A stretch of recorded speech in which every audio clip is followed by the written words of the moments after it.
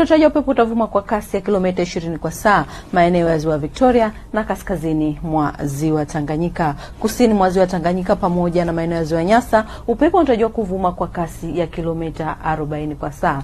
Hata hivyo, maeneo ya ukanda wa pwani, upepo unatarajiwa kuvuma kwa kasi ya kilomita 50 kwa saa. Hivyo mamlaka ya hali ya Tanzania imetoa tahadhari ya matarajio ya kupata vipindi vya upepo mkali unaofikia kilomita 50 kwa saa katika maeneo haya ya pwani ya Bahari ya Hindi.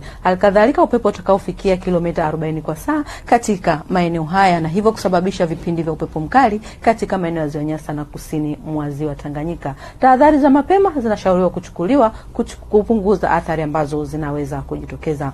Mifumo ya anga kwa ujumla inaonyesha hali ya ukavu katika maeneo mengi hapa nchini, na hivyo basi nyakati za usiku tunatarajia maeneo yote ya nchi yatakuwa na hali ya mawingu kiasi na makavu kwa ujumla. Isipokuwa siku ya kesho, tunatarajia maeneo yanayozunguka ukanda wa Ziwa Victoria yatakuwa na hali ya mawingu kiasi, mvua ngurumo za radi katika maeneo machache na vipindi vya jua. Maeneo mengi ya nchi yaliyosalia kwa ujumla yanatarajiwa kuwa na hali ya mawingu kiasi, makavu kwa ujumla na yenye vipindi virefu vya jua. Na tupate utabiri wa siku zijazo katika baadhi ya maeneo hapa nchini.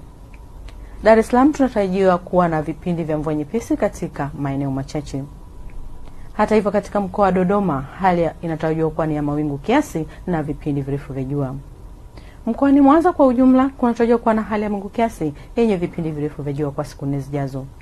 Hata hivyo, katika maeneo mkoa wa Kilimanjaro halikadhalika tunatarajia hali ya ukavu kuendelea katika maeneo hayo.